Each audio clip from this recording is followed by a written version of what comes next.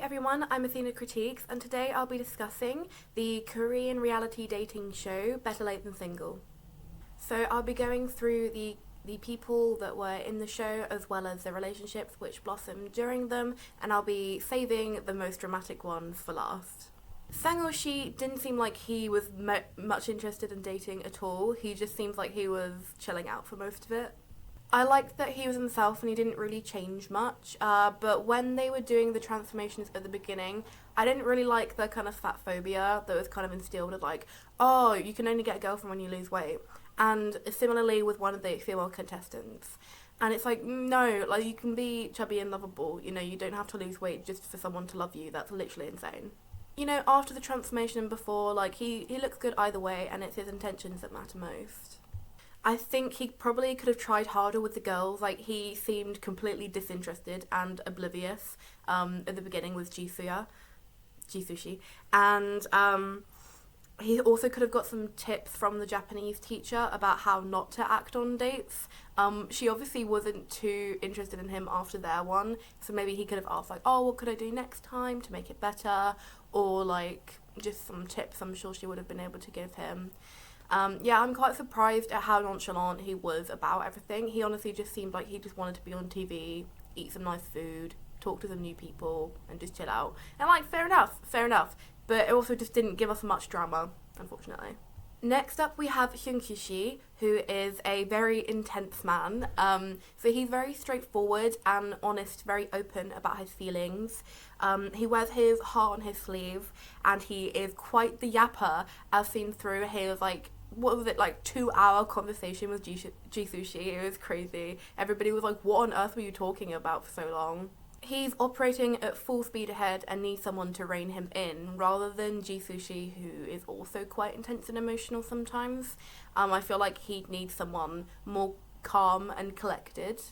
I don't think they would have been the best match if she had preferred him. At points, he does seem low-key temperamental and childish, but a nice guy overall.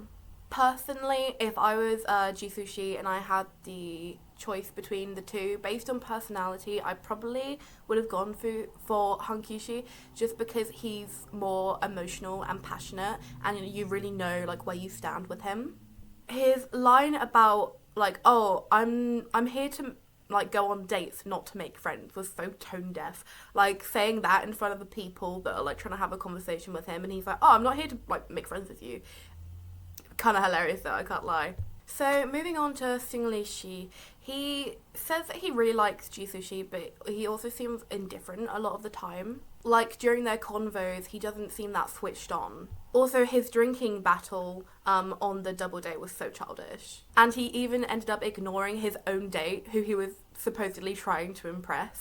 All just to prove that he was macho, and honestly, that's the opposite.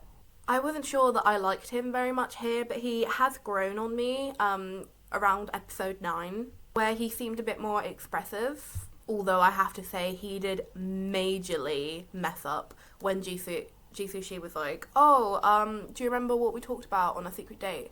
And then he just, not only did he sort of say no, but then he started making up. Oh no, he didn't say no. He was like, you know, that was it. Because he kept saying like, oh no, I remember.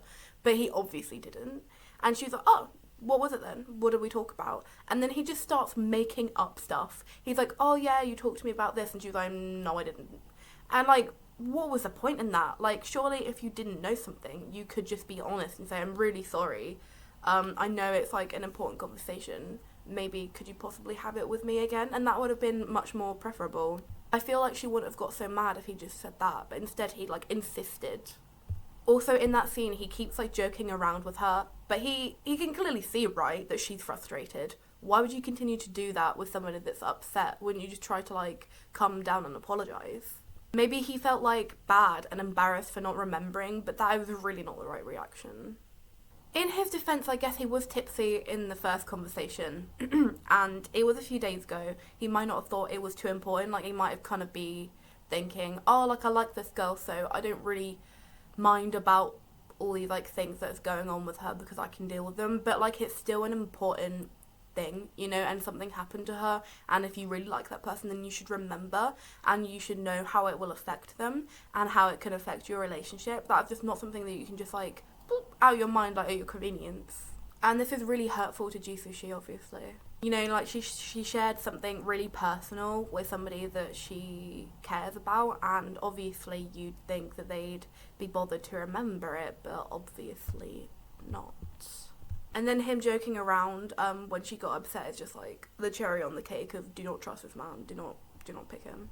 Also, in the scene where they're all drinking together and Jisoo gets annoyed at him because he keeps, like, drinking, it's like, it's a tricky one, because it's obviously fine to get annoyed at your partner drinking if there are, like, certain reasons, like maybe you have a history with people that are drinkers and you don't really like that, or maybe on a different level, like a psychological level, it makes you uncomfortable, or I don't know, something like that. But you can't really expect your not even partner yet, but either way, you couldn't expect him to, like, not drink when everybody else is drinking and having fun. You know, you'd just be stopping him from having fun. And as long as he, like, doesn't get so out of his mind that he can't hold a conversation, you know, it's fine. I just don't really see what the big deal was there. I mean, I guess from experience, also, I don't really like it, because when people drink, they get more sociable, and then I'm like, just talk to me, just talk to me. And I guess how that was shit. Oh my god, I can't speak. That was how she was feeling, because she was saying, like, oh, she really wanted to have a conversation with him. That's why she didn't choose to go to that night away together. She wanted to have a conversation with him on the sheep farm and just have, like, a nice chill evening with him, but instead it turned into a group activity, which is probably actually the thing that she was annoyed at, rather than drinking. But the drinking probably just didn't help. But, like, what could he do? Like, say no to her hanging out with other people? She obviously agreed as well. So I'd say it's not really on him, but I can see why she's annoyed about that. Then in episode 10, Jisoo asks the guys if they resent her for her taking so long, like, making them wait and, like, not being sure about who she prefers. And obviously that's, like, a realistic thing to happen. You know, you have these guys that are interested in you, you're interested in them. It's hard to narrow it down in just a few days. There's so much pressure on that decision.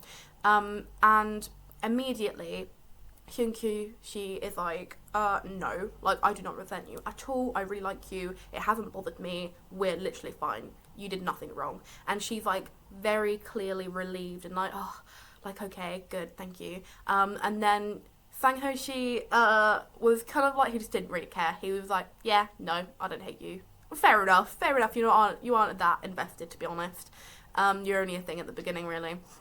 But then, literally, the only reason why Seung-li answered was because Hyunkyu was like, oh, have you answered yet? And it's like, you shouldn't have to have someone tell you to answer when the girl that you like is, like, clearly upset and she wants reassurance and validation. You know, you should immediately jump in there, just like Hyunkyu did.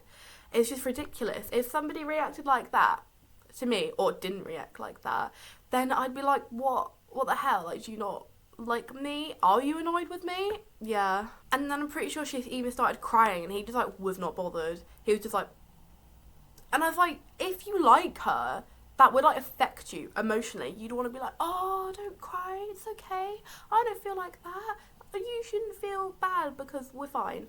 But, like, no, he just did not do that. He was like, oh yeah, no, yeah, I don't hate you. I'm like, what the hell's that? What hell? Honestly, Seung-li seems like he's kind of dense and not very emotionally intelligent, which is not the kind of person that wants to be with Jisoo. Like, that's not going to work out, because she needs somebody that is, like, reliable, dependable, and can connect with her emotionally and understand her, reassure her. I do not think that that's going to happen with him. Hyunkyu might be too much, but Seung-li is not enough. Okay, on to Yo-myung-shi. She's basically a giddy teenager at some points. And actually, I can't remember her name, but there's this show, Terrace House, which is a Japanese reality dating show. And there was this character, she's a person, and she's got, like, short hair, she's into ice hockey. She was really cool, but for some reason she just reminded me of her. I have no idea why. Maybe it's a certain, like, expressions that they have, but anyway, besides the point. I just searched and it was Subasa Sato. I honestly get so anxious when I'm like pronouncing names because like in my head it sounds normal, but then when I speak I'm like, ugh, I'm British, ugh. Okay, back on topic. I felt awful for Jeonshi when she was like berating him because he wanted to be nice and basically say like, oh, I don't like you that much, like don't worry about me, like focus on the person that you're interested in. And she was like, how dare you tell me to focus on someone I'm interested in? That's not for you to say. And it's like, he was being nice. Like he didn't think that he was controlling you, you know. He wasn't saying, oh, I give you permission to do this. He was just saying, like, in a nice way, you know. And she took it completely wrong. And then she went and told like her friend that he was like being weird about it, and then had a good laugh about it, and he literally dove into the bushes to avoid her because he was so embarrassed and probably scared. And that was awful. And like the panelists were like laughing and thinking it was funny, and I was like, no, that is genuinely, especially for someone like him, that was awful. Like he's gonna remember that for the rest of his life probably. Like hopefully it's not that deep, but from like my perspective, that would haunt me eternally. She also seems sort of flighty and childish. Honestly, maybe her and Hyun-Kyu would be a better match. Oh my god, do you like my notepad? Isn't it cute? It's literally so soft. Okay, so on to Jae-yeon. I felt bad for him most of the time, to be honest. Notifications, sorry. He could probably benefit from some therapy. Not that I'm saying he needs it, but you know, like I can't see into his soul and his mind and everything, but just from like an outsider perspective, it just seems like he may need that. Like, don't we all, babe? And he probably has to focus more on himself and his like social skills and his like emotions before he starts dating. I think it would be a bit too much for him for to just start dating. Like when he gets out, he should probably focus more on like building himself up and his confidence and everything, and then get on with that. His progression though during the show has been great. Like at the end, he really seemed to open up and be more vocal. He's even throwing some jokes out. Like he's really sweet, and hopefully that this overall has been a good experience for him, and it would help his self-confidence and everything. And even if he didn't get to like leave with one of the girls in the end, he still has an experience of liking someone, being rejected by them, and that sort of thing. I can't remember if he had already, like I assume so, but anyway, he has more experience is what I'm trying to say. Okay, so on to Jeonshi. She seems really nice, and I hope that the life that she built for herself continues to thrive because she deserves it. And in Jisoo, I see a lot of myself in her. The emotional instability and seeking out reliability and stability in a partner. And I hope everything turns out well for her. She's also really pretty in like a very unique way. Unfortunately, we didn't get to see much of Mr. Dr. Man. Mr. Dr. Man and the Japanese teacher. They were kind of pushed to the sidelines for the whole big drama with Jungmook-shi and Yido-shi. Also, not to be like mean, but I did find it a bit strange that the Japanese teacher lady just like kept introducing herself in Japanese.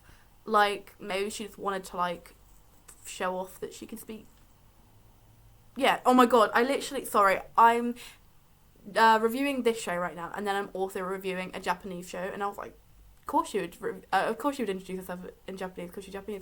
No, this is a Korean one. So yeah, I don't know, she just wanted to show off her skills. I guess it was kind of random. She was like, oh, I did it to break the ice. Well, no, because now everybody's worried that you don't speak Korean. But okay. She did seem really nice though, as did Mr. Dr. Man. I just like wish I'd got to know them more because they seemed quite cool. Also, I really like the Doctor Guy's style before and after the transformation. I feel like it would have been cool because he already had a sort of alternative look about him before the transformation. They should have like heightened it. Like imagine you walk in and your doctor is like punk. He's got like and like that and like would have been everything. I would have been like hello. Also, like, don't try to, like, strip them of their, like, individuality, you know? Like, they had a certain style before they got there. Maybe they didn't love it, but it was a part of them, you know? Like, they dressed that way because that's how they felt. Well, you know, in his case, specifically. But, exactly, like, they should have heightened it. They should have tried maybe different styles. It wasn't just, like, boring that everybody wears and everybody looks the same. It's just, like, just let a man be. Let a man be. Okay, it's the time we've all been waiting for. It's time to talk about that guy. You know the one I'm talking about. Jungmokshi. It's time to talk about him. So, leading up to episode 6, he was super into Yidoshi. He literally only had eyes for her. He was like, he didn't even get to talk to her for most of the time. He was like, oh, but I know, like, it's gonna be great when I do. And then it was, when they did talk, he was like so into her. He was like, you're the only one for me, you're magical. And he was like always with her, always helping her out with things, and really got her into this like mindset that was like, oh, you know, like he's really fixated on me, he's like choosing me, and I can become comfortable with him. And then in episode 7, the doubt creeps in. So he's like, oh, we're not in the same wavelengths. And she's like, what does that mean? And then he doesn't really explain. But he's like, oh, don't worry though, like, you're still my number 1 girl. Then in episode 8, he goes like, yeah, you're still my top choice. I may like your friend and your roommate, but, you know, you're still my boo. And I am not going to tell the other girl about my conflicting feelings. I'm not going to tell her that I care about her. I'm going to actually avoid her and spend all of my time focusing on you. Alright, that lasted long, didn't it? Because the next day, he spends all of his time around Jianxi. He starts like trailing after her, caring for her, kind of ignoring Yidoshi. And even though he promised that he wouldn't confuse her with how he was acting and his feelings, he literally started doing it like even more. Like he just did whatever he wanted, and like when they were in the pool together, he would basically seem like he didn't even want Yidoshi there, and it was like, what are you doing? And then he takes Jianxi into that room, into the suite, and he's like, I could marry you. Babe, what the, you know? I just don't even know what he was thinking, because that is literally an insane thing, by the way, to say. Like, if I knew this guy liked my friend, and like she lives with me, and she's always like, oh, like he's so nice, he's doing all these things for me, and I'm like seeing it in person, and I'm like, oh, that's cute, and then I'm like, oh, like he's quite cool, but you know, like they're a thing, and then he goes, I'm gonna marry you. I'd be like, what the hell, you don't even know me, we haven't even like talked properly one-on-one that much, you know, we only met a few days ago and you're telling me that you're going to marry me. I honestly don't know why she reacted the way she did. I guess because they're all, like, attention starved. Not to be mean, but, like, they want a relationship, they want something to last, they want something long term. So if he's saying, oh, I can marry you, and she's like, oh, great. But no, it's not great. Do not marry him. In episode 9, he finally confesses to Yidoshi that she is not in the picture at all, and that Jianxi is the only girl for him. And obviously she's upset about that. But still, he'd already told Minhong? Oh, I've forgotten. That she was still, like, in the running. Like, he was still considering her. Why would you do that? Like, she was thinking that maybe it was because he wanted a backup option, but, like, surely the backup option would be Yidoshi. Like, I don't really understand, but okay. Like, maybe, people were saying maybe because he was, like, scared of her, because she's, like, a ice queen, but, like, in a cute way. I don't know. I honestly just thought it was really sus behaviour, I can't lie. He should have turned her down in the same way that he turned down Yomyongshi. Anyway, and I get this is his first time dating, but he could have definitely handled that so much better. Like, I'm in my first relationship, like, proper relationship right now, and it's been going on for, like, almost, oh my god, like almost 3 years. And, you know, I'm pretty sure I've never, like, done that to her. And, like, you know, because I'm emotionally intelligent in some areas, and it's like, I know not to confuse, like, 4 different people and be like, oh, yeah, like, you're still in the running. Who says that? Like, I know it's supposed to be, like, a show, right? But it's still real life. They've got real feelings for you, and you're, like, treating them like this. It's just bad. Some of his mistakes include leaving the door open for Minhongshi, promising Yidoshi that he wouldn't confuse her anymore and that he was just going to focus solely on her, and then the next day basically ignoring her. Making a joke about him being so popular when Yidoshi was visibly upset after he's like, oh, I'm really confused, and then she's like, and then he's like, oh, I'm so popular. Don't. So don't. He also didn't really fully shut down the people that were interested in him. Like, he took his time doing that, and like, he clearly didn't even like them, because whenever he like went out to hang out with them, he was always like, whilst they were talking, and it's like, why do they even like him at that point? Because he's just so boring. He didn't even do anything to the conversation. And they were like, fuck off. Also, him becoming cold and not explaining himself to Yudoshi. Like, he just basically leaves people high and dry and, like, expects them to figure out what he's thinking. We're not mind readers, my guy. Also, I found it really weird that as Jung Mokshi is telling Yudoshi, like, oh, I actually like someone else now. He's like, you're super attractive, but I see you as an older sister. Do you want to hang out after this is done? Do you want to keep in contact? And it's like, no. That's a really weird thing to say. I feel like he wanted to get something else after the show was done, because he knew that she still liked him. But that is so weird. Like, if I was Jiyeonshi and I was watching this back after, like, we left together and we were all happy, I'd be like, why did you say that to her? That's, like, really strange. And luckily, you know, she, like, stood up for herself and she was like, no, we're not gonna see each other again after this. And, like, yes, girl, I hope you stick to that, because he does not deserve you. My fear is that because of all the female attention that Jung Mok-shi's been getting in the show, that when he leaves it, he's going to become like a player and be like, yeah, 4 girls out of 6 liked me because I'm so cool. And then, yeah, his twin is going to be, like, so annoyed at him. I feel like it's going to be a really funny conversation when he gets back. He's going to gloat so hard. Like, kind of as he should, but also kind of focus on one person now and stop jumping between people. Just focus on Jiyeonshi because she deserves love, okay? Also, I really loved Yudoshi's response to the whole situation. She handled it so much better than a lot of people would, including me. And she was just very, like, calm and collected. She was like, I hope it works out for all of you. And, like, that was really sweet. She didn't need to do that. That was really sweet for her. Also, I get that Jung Mok-shi came for a long-term relationship and he has, like, similar values to Jiyeonshi, but I don't know if that's enough to sustain that relationship. He does seem to care for her, but the last thing she needs is another awful experience with a man. Also, Jung Mok-shi's personality in episode 9 was comparable to a brick wall.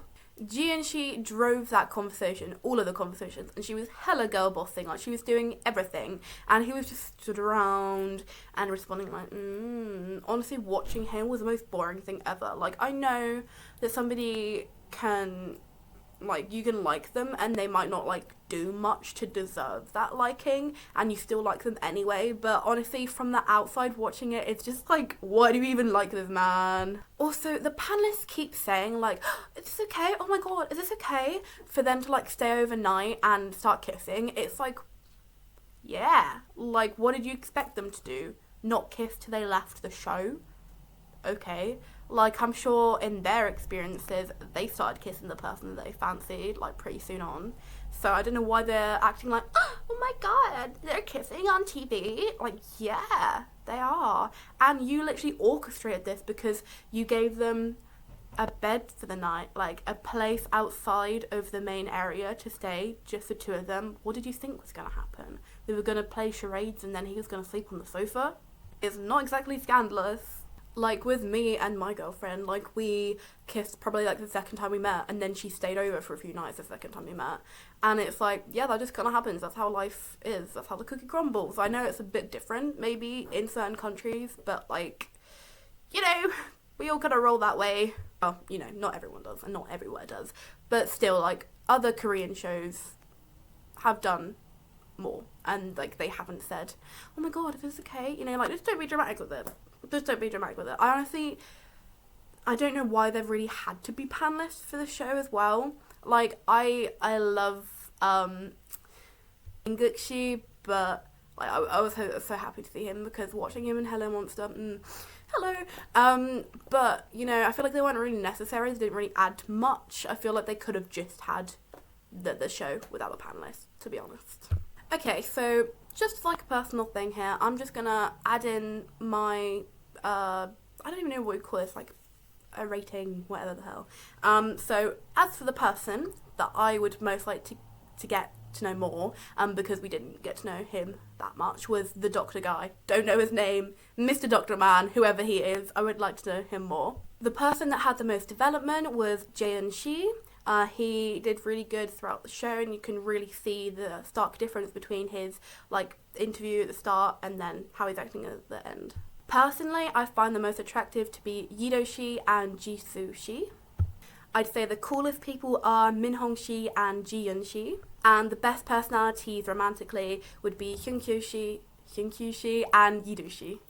I wouldn't say this is my favourite reality dating show, but it was definitely an enjoyable watch, and there was like drama, and you know me, I love some drama. So yeah, I mean, it was nice. Maybe I'll watch it again at some point, and I hope you've enjoyed this, I don't know what you call it, a review, a recap, my personal opinions on everything, but there will be more to come. I'm currently working on this Japanese show called Is She the Wolf, so that will be coming out soon.